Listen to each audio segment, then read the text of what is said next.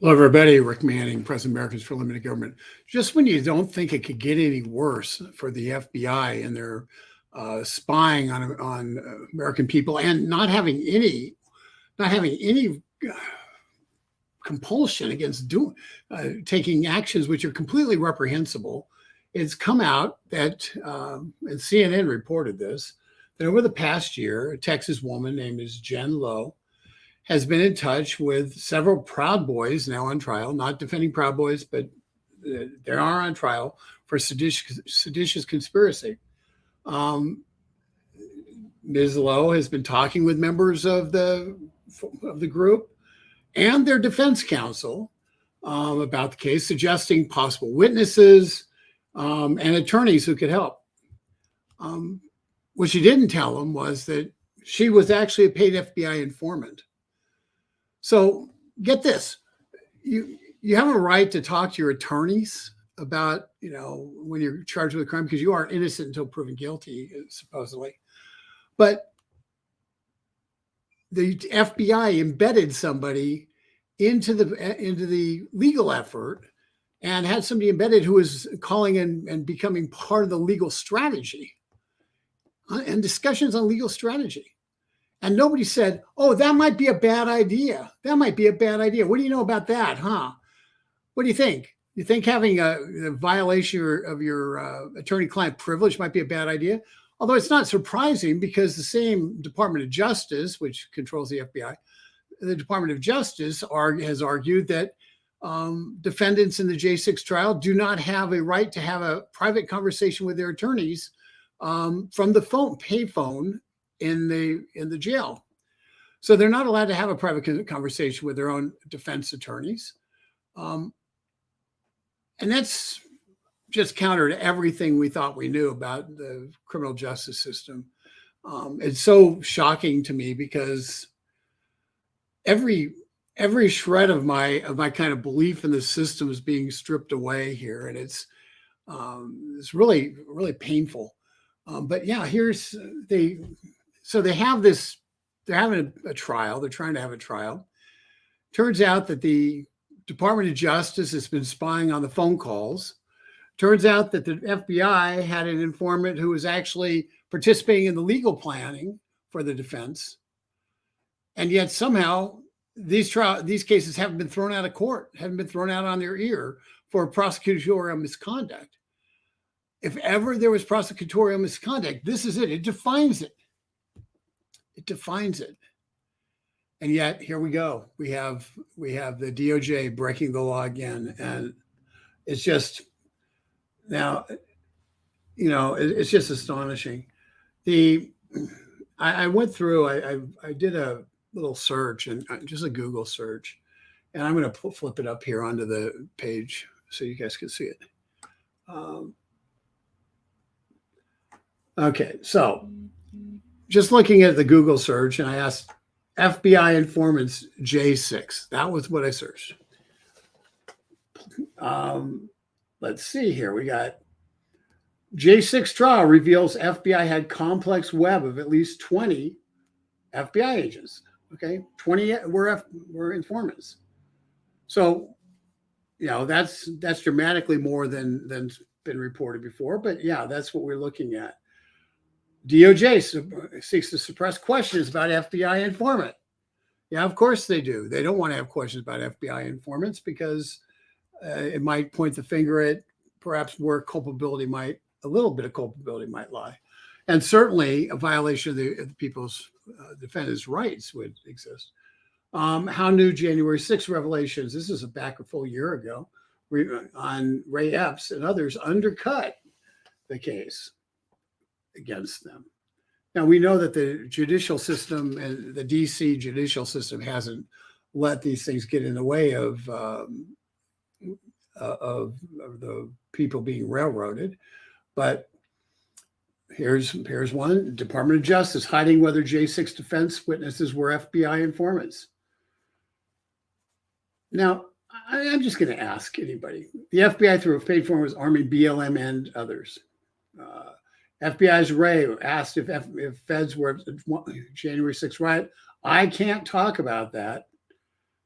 That's Ray back in February 28th.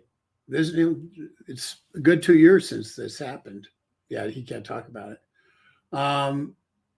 It's you just go through this and it's just astonishing, folks.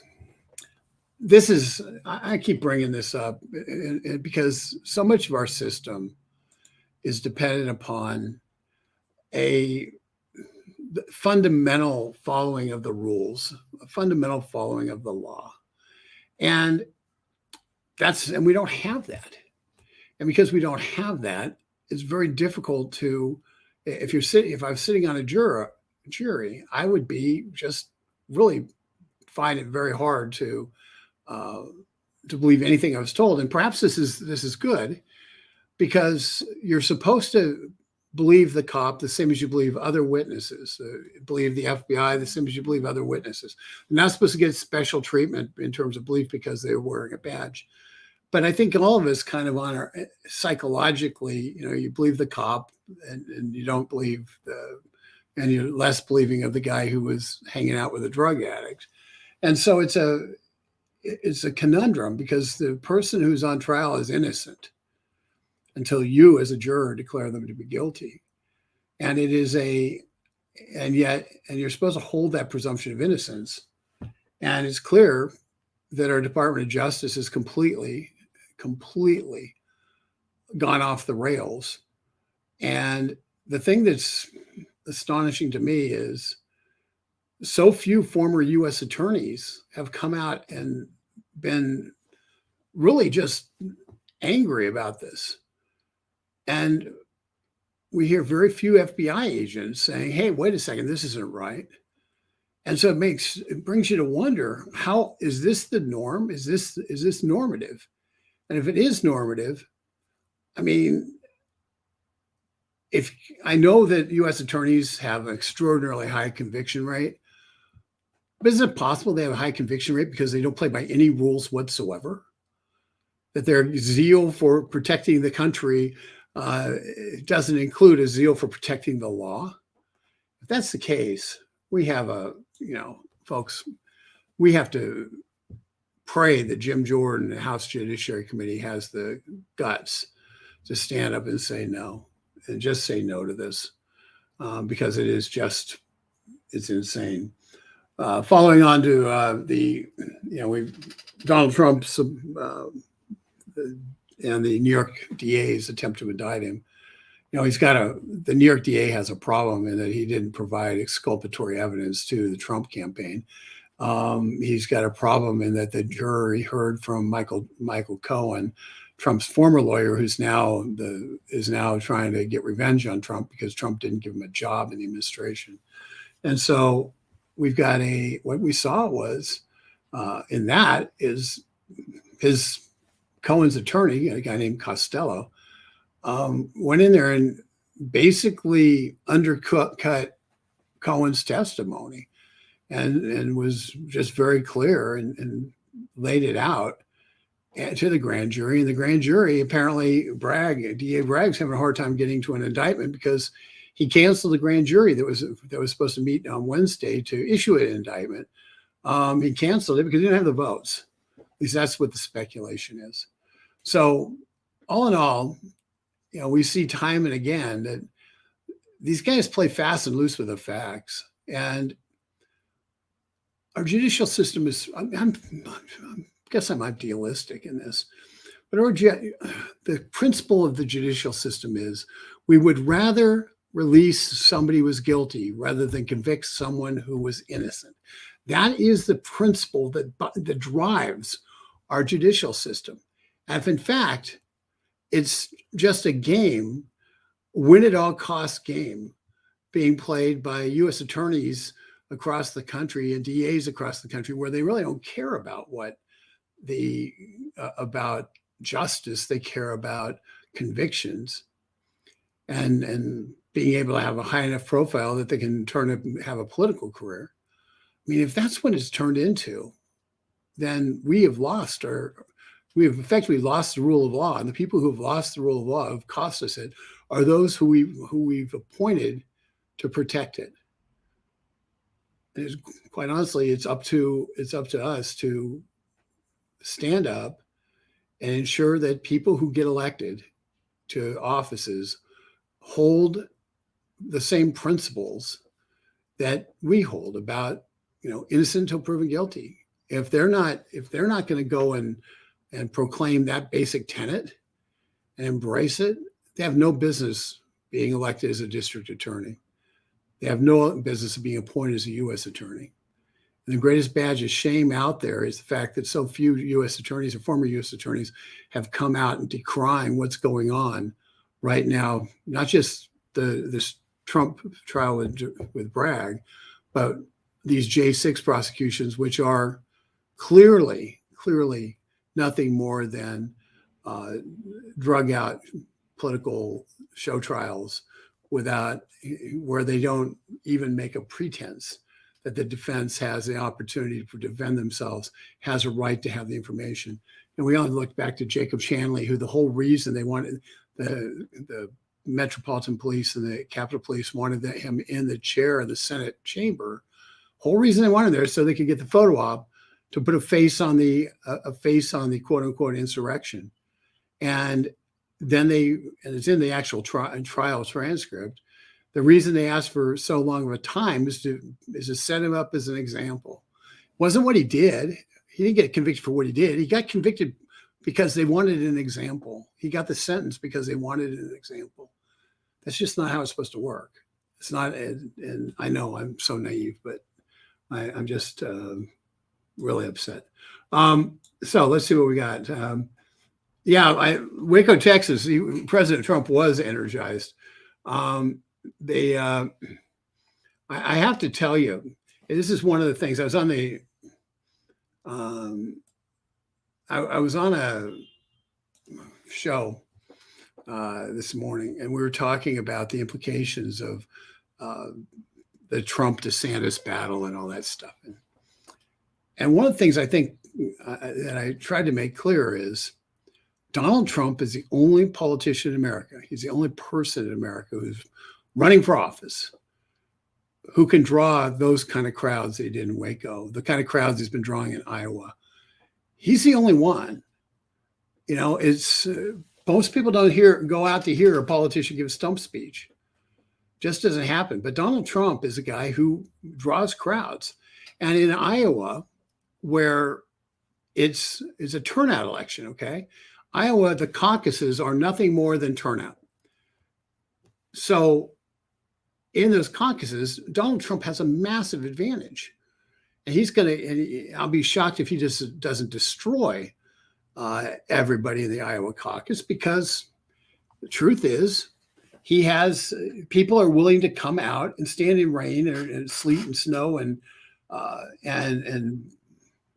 they want to see Donald Trump. They want to support Donald Trump.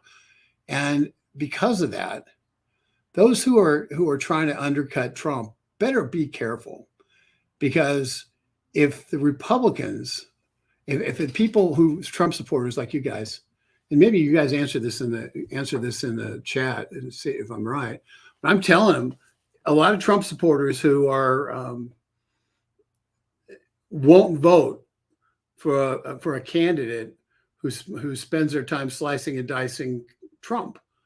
They won't vote for him. If that person wins fair and square, it's a different story. But if they win through a lot of chicanery and underhanded means, then a lot of people who support Donald Trump, who care deeply about the country, are going to stay at home because they'll believe there's no difference.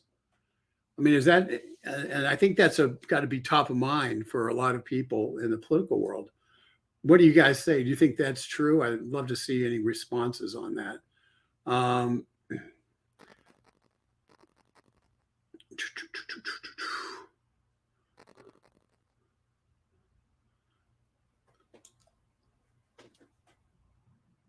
Yeah, I'm going to go with, let's see.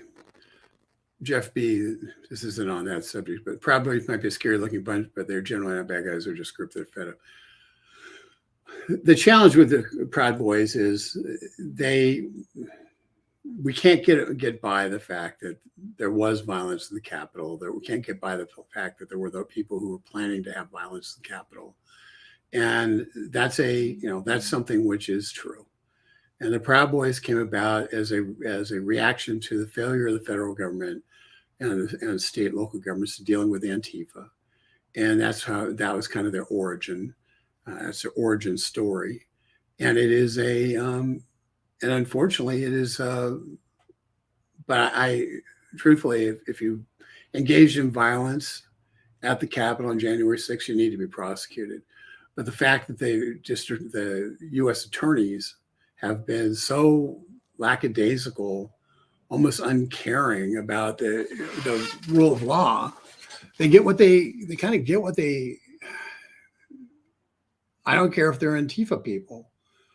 If the prosecution has to cheat to win, and they violate people's rights in that process, any one of us could be a defendant in one of these trials, and there's absolutely no sense of justice when one side withholds information from the other side, when at least the prosecution withholds information from the defense.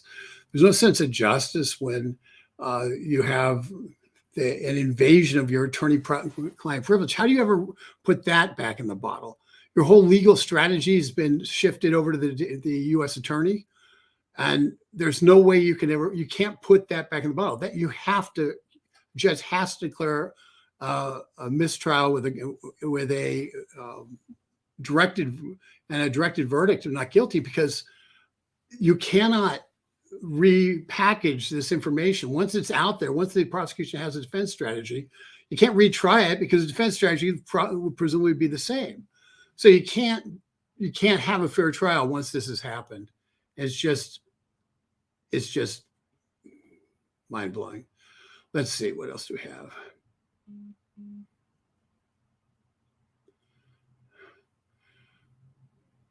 Let's see. No, I think this is partially true, Roger. Trump not being a politician is exactly what politicians hate about him. He's not the status quo. It's killing them because he doesn't play by their rules. I think I agree with that to a large extent. I also think, however, he looks around corners. He sees problems that people who are in the system don't see necessarily. And, every solution government comes up with has somebody who claims that as being their big accomplishment. And so when you sit there and you look at and you take on China, for instance, and half the country half the politicians in the country think that trading with China is the best thing that ever happened to America. And you point out that you've basically screwed it up, and you're destroying America.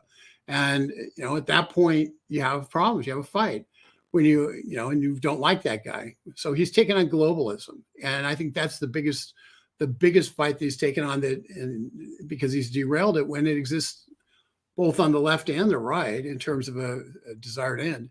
And he just toppled the apple cart because he was putting America and American workers first, not the multinational corporations and those who and others around the world first. That's the reason that so many people on the Republican side hate him. I also think when you go after things like the drug cartels, you're going to have people on this side of the border who are upset about that. When you go after illegal immigration, you're going to have people who have a vested interest in illegal immigration. And and even when you're doing the most compassionate thing you could possibly do, which is try to keep families together, but not put kids with people who are not their families, who you can't prove are their families, not just send them off with a random stranger to be trafficked in America. You get accused in the national press of separating families. That's just, it's a lie, but it's also for the kids' best interest. And to make certain that if they're going to be put with their family, that they actually put with their family. And just because somebody comes here doesn't mean that they get to stay here. And sending them back to whence they came is a reasonable thing to do. But to the left, it's like this massive civil rights violation. So pretty crazy. But I think he's disliked because he's taken on the norms And that's where you're right. He's absolutely not a politician. He takes on the norms. He sees problems and looks at a different way to solving them. And they aren't conventional left or right ways of doing it. Sometimes I agree with it. Most times I agree with them. Sometimes I don't. But but you get there and you can't predict him. And as a result, he's very difficult to know what to do with. I made it my point to travel to my hometown from out of state to be able to vote. I used to think that way. I'll be darned if I think that now in these times. Kim, I understand. I truly understand. I've gone to jump through a lot of hoops to make sure that I get to vote. Sometimes being out of town and the like, working on helping people in elections in my previous life when I did that. But it is I think we still have to jump through the hoops to vote. I think it's really still important. The minute we give up on voting, we give up on the country, on the fundamental aspect of the country. These guys are doing this stuff. They need to be stopped. If they aren't stopped from doing this stuff by the people we elect, then we have in fact lost the country. And and I don't think we're there yet. I pray we're not. Maybe I'm wrong, but I pray. Let's put it this way. I work an awful lot of time in my life trying to fix it. And I really hate to think that was for naught.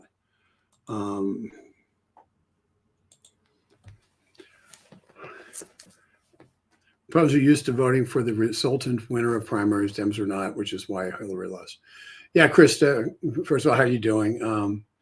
If you don't, one of the great economic analysts, Krista Huff. Yeah, the Republicans are, but I will tell you, one of the things that we've discovered in polling research that we've done over the last 4 years is that, actually 6 years, but there are voters, particularly working class, blue collar, white, but now much more, in addition, blacks and Hispanics, particularly males, are sitting there and they're looking around and they're saying, I support Donald Trump because I like what he says, but I don't support another Republican per se, because they don't trust them. And Donald Trump has built the trust of the working class voter in a way that other Republicans have not. And the biggest challenge, I've talked to Republicans who are up for election about this exact point. And the thing that one of the big concerns they have is that they'll lose their general election if Donald Trump loses the primary, because the people who would come out to vote for Donald Trump will naturally vote for a significant percentage of them will vote for them. But if Donald Trump's not on the ballot, they have no reason to come out to vote. And so they actually lose those voters. And, so one of the things that I'm trying to do, because we're trying to defend the country and not just defend Trump, is trying to, we've got a way to try to encourage those voters and energize those voters. And we're working on it every day to try to get that funded. But that's one of the things that we do, and we've had success in it. And it's hard work, and it's not just running ads. And so it's not as lucrative as what the Republican political class would like to be able to have. And so you have to fight like crazy to find the money for it. Let's see here. We need Trump to finish draining the swamp. Yeah, Michael, one of the challenges is draining the swamp is harder than a slogan. It really is much harder than a slogan, because the civil service laws, the way they exist, you can't fire people. At least it takes you 8 to 9 months to fire a low-level employee who's engaged in direct insubordination, won't do any work, and it takes you 8 to 9 months to do that. So you would almost need a 40-year term to get rid of them all. But you also don't have the capacity. You don't have the capacity to make sure people are going to work. What we're doing about that, though, is I've got language that we're trying to get introduced and then inserted into appropriations bills that would require an accounting of all the people in the federal service who did not show up to work. What was the attendance rates over the past couple of years? We did get a report, and I've told you all about this before, but we got a report that from December 2020 out of Health and Human Services, that from March to December 2020, 25% of the Health and Human Service career workforce did not log into their computer, into their email account a single time, not once in 9 months. So we're trying to force the Office of Personnel Management to give us a report about what really happened across the government and how many people still aren't logging in. Obviously, that sets the stage for layoffs. That sets the stage for a lot of other things that can happen. And it's just one part of, to drain the swamp, you have to be able to fire the swamp. And to fire the swamp, you have to have proof points. You have to have real things that you can do. And this is the starting phase of 2025. I almost said 2015, 2025 for getting the ability to really transform the civil service and return it to what it was supposed to be, which is a neutral bunch of workers who are working to accomplish the ends of the elected officials and not the ends of their union or of their own personal ends. The civil service aren't supposed to have a political point of view. They're supposed to be, okay, this guy's elected, this is a policy we want to do, here's how we do it. And it shouldn't matter who's at the top, that should be how it works. That's how it's supposed to work. It's the reason they exist. And we don't have that right now, and we have to fix it. Florida girl, no more electronic. I have to tell you, I don't think you can trust the electronic system. So I'm hard pressed to say that you're not right. The one thing that gets me, and I think you guys will appreciate this.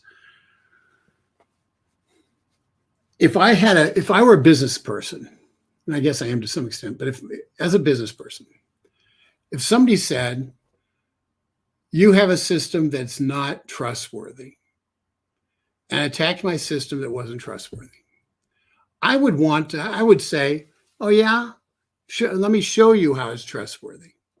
And I would want to disprove that.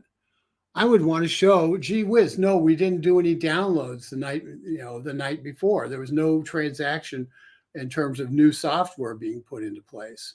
I'd want to show that the thing was 100% accurate with the exact setup that existed on Election Day 2020 or Election Day 2022 in Maricopa County, for instance. But I'd want to prove that. I want to show it because, quite honestly, it's the best advertisement you can get. Headlines that say Dominion systems work, and they prove it, and independent analysts, not just but Republicans and Democrats alike agree. And you have people sitting there who are questioning it, saying, "Well, it seems to work," and they didn't.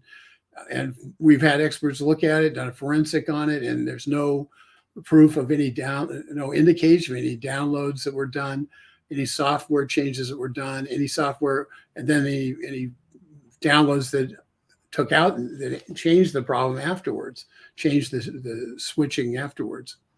I'd want to prove that. Instead, what Dominion has done is they fought tooth and nail to make certain nobody can do that kind of forensic work. Well, that tells me that they aren't that confident that their work is clean. Maybe unfair to them, but they aren't innocent until proven guilty. I think the presumption is with any kind of situation like this, it's up to the machine, the people who make the machine. It's up to people who are counting the votes. The burden of proof is on them to show that they did it right. Florida girl again. We have to take a stand against all this tyranny every place that we can. I will not let these people ruin any more of my life than what they've already done. Yeah, 100%. We have, that's exactly why we do these video things that we do, this thing, or we produce the content we produce. we're not only trying to educate people, we write it for Capitol Hill as well. And these videos go to Capitol Hill, and people up there do watch them. They go to media around the country, and media does watch them. We know that because we know the opens. But we have so we're trying to spotlight things where they're just so egregious that I think the average person who doesn't think about much about this kind of stuff could say, that's wrong. I don't like that. And because until you get the average person saying that's wrong, the average politician is not going to stand against it. And so this is about building a consensus in the country about what kind of country we're going to be. And standing up to tyranny is the one thing, one of the things we can do.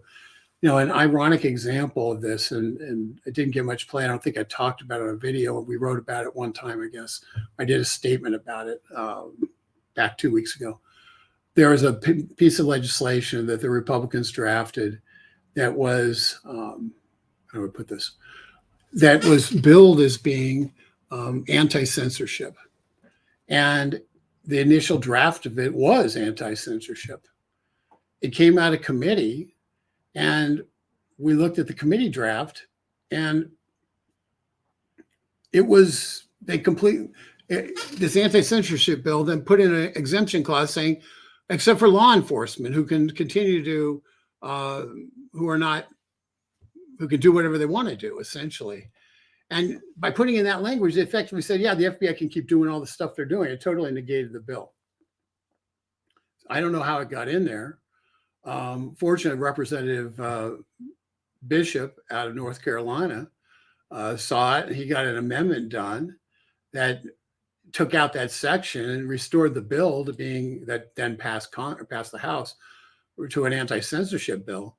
But somewhere in the process, in the committee process, somebody changed the entire bill by adding language in, and it would have passed because nobody knew it. We read the bill, kind of what an idea. We read the bill and said, no, this is crazy, and came out and blasted it. Representative Bishop also read the bill, and he fixed it. He had the ability to go to Rules Committee and get an amendment allowed onto the floor, and then the floor voted on the amendment and returned it to what it was supposed to be. But we're seeing this time and time again that there's really something really bad's going on, and I've just sent a note to a couple of people in leadership about it, pointing out a couple of examples that we've seen in the last couple of weeks, and that are just complete. And this is on the Republican side. Imagine how bad the Democrat side is. So we're trying to fix things as fast as we can, but I also want to bring them to your attention when things go bad, when things are stupid being done, what exactly is happening on it. And when we send out Take Action, put it up on Facebook, it's because we think it's something that your input that you can really make a difference on. So pay attention for that kind of stuff. Veronica Santos, clearly people were let into the Capitol. They even walked through the ropes, planned attack. Veronica, I think you got to characterize this in two different ways. What we're learning is that, and there was some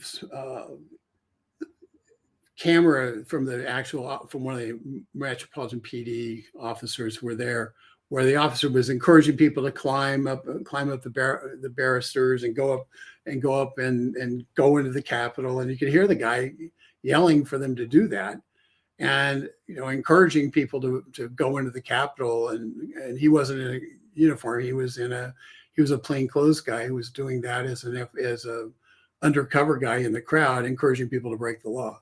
Which guy should be fired for doing that. There were some people, though, who were there intent on causing havoc, of attempting to cause havoc. And those people, if it's proven that they did that, I think that it's perfectly legitimate to try them like you would anybody else. We can't distinguish violence between, if there's violence on the right or violence on the left. We know the vast majority of the violence is on the left. And we know that there were some Antifa people in that crowd who were egging people on, including one of the only videos we had until Kevin McCarthy released a massive, the Capitol videos, was from an Antifa guy who was encouraging people to break down doors and the like. Of course, he got pretty light sentence. But so those who were actually actively attempting to create havoc did have, who weren't following Donald Trump's, requests that people be orderly and follow the law. I mean, yeah, they have to be held accountable. Now, what we've seen with the vast majority of J6 protesters who've been held accountable is that they're basically tourists taking selfies and had absolutely no violent intent. And the worst crime was akin to jaywalking, and yet they've been confined. Some of them have been put in jail for a year, 2 years. And that's just insane. So there has to be some, but yes, clearly people were allowed. Jacob Chanley clearly was led through the Capitol. He would have no idea. Finding the Senate chamber is hard. Okay. It's not, it doesn't have a big sign, Senate chamber here, or go this way. Getting from where you go into the Senate side, go into the Capitol to finding the Senate chamber, even knowing what floor it's on, because there's 4 floors. Knowing what floor it's on is tough.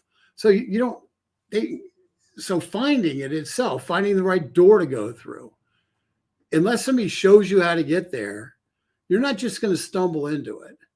And I don't care how many Lego models the FBI says were used to plan it. The Lego models don't show that.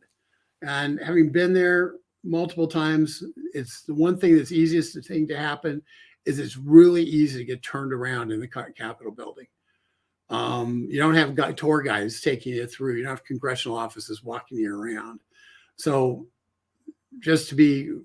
people going in there who had no plans on being inside the Capitol that day had absolutely no idea how to get to the House chamber or the Senate chamber. And we know that Jacob Chanley found the Senate chamber because he was taken there by the Capitol Police. That's what we know. And so yes, Veronica, you're 100% correct in that that clearly happened. But we also have to be mindful that I don't care if it's Antifa or if it's Proud Boys or who it is. If they broke windows at the Capitol, if they engaged in physical violence against the Capitol Police, they should be held accountable just like anybody else. And maybe that's me being a moderate. I don't know.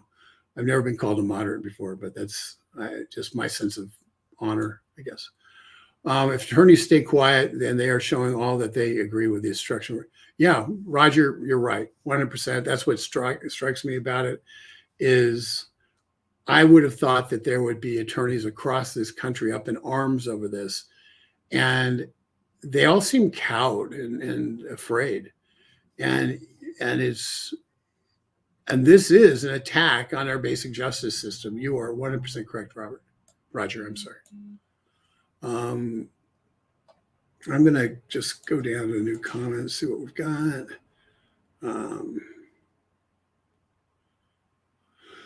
Yeah, Michael, there are quite a few videos that have not, in fact, there's thousands of hours of videos that have not been exposed. And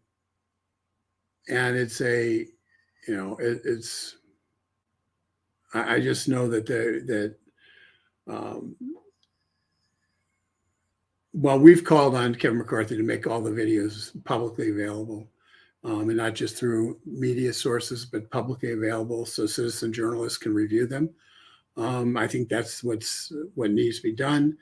The Democrat J6 committee had a full year and a half of showing selected videos that made their case, and creating an environment where people who were accused could not get a fair trial. I think we have to, for historical accuracy, we need to release all the videos, and because for the sake of this country, we have to get this right, and we can't just have it be a hyperbole. It can't be us against them. We need to get it right, and you can't get it right when all the videos aren't out there, the good, the bad, or the ugly. the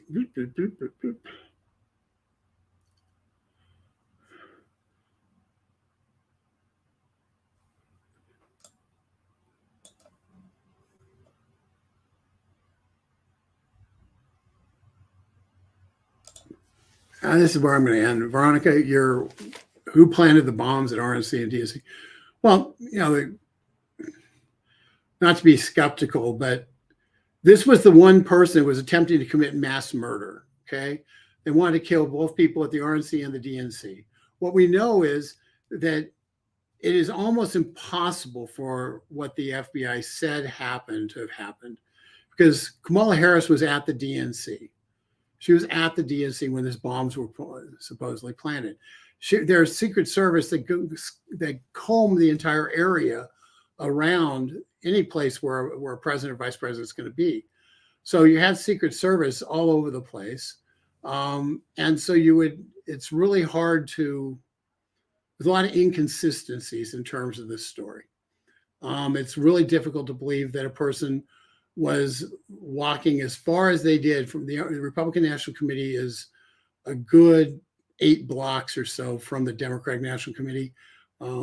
It's not I guess maybe 5 or 6 blocks, but it's quite a ways. And those areas are all covered with cameras. And it's really hard to believe that somebody was able to walk from their RNC, walk up to the RNC building, plant a bomb, which is on a street right across from the Capitol. Okay, so it's literally right across from the Cannon House Office building.